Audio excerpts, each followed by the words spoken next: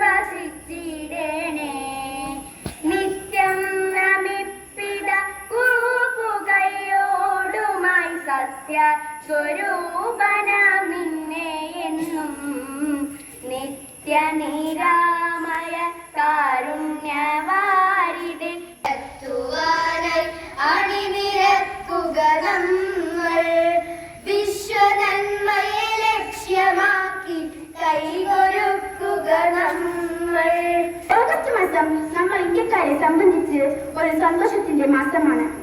പതിറ്റാണ്ടുകളുടെ അടിമത്തത്തിൽ നിന്നും ഇന്ത്യ സ്വാതന്ത്ര്യം നേടിയത് ഓഗസ്റ്റ് മാസത്തിലാണ്. എന്നാൽ മാനവരാശിയെ സംബന്ധിച്ച് ഈ മാസം വലിയ ദുർഗതികളെ ഓർമ്മപ്പെടുത്തലാണ്. ആണവായുധം എന്ന മഹായുദ്ധത്തിന്റെ പേരിപ്പെടുത്തുന്ന ചിത്രങ്ങളെ ബാക്കിയാക്കിയ ഹിരോഷിമ ദുരന്തങ്ങളുടെ മാസമാണ് ഓഗസ്റ്റ് മാസം.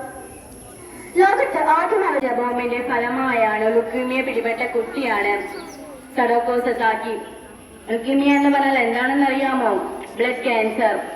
1000 കൊക്കുകളെ ഒരു കടലാസിൽ ഉണ്ടാക്കിയാൽ ആഗ്രഹം സഫലമാകുമെന്നാണ് ജപ്പാൻകാരുടെ വിശ്വാസം.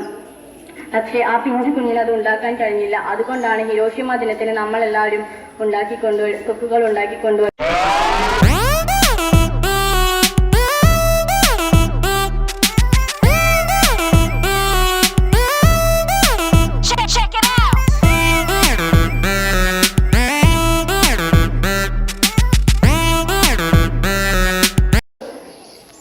ഹിരോഷിമയിൽ അമേരിക്ക വർഷിച്ച ബോംബിന്റെ പേരെന്ത്?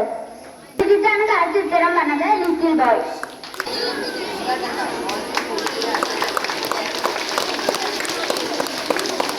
അണുബോംബ് ആക്രമണത്തിന് ഇരയായിട്ടും ജീവിച്ചിരുന്നവർക്ക് ജപ്പാനീസ് ഭാഷയിൽ പറയുന്ന പേര് എന്താണ്?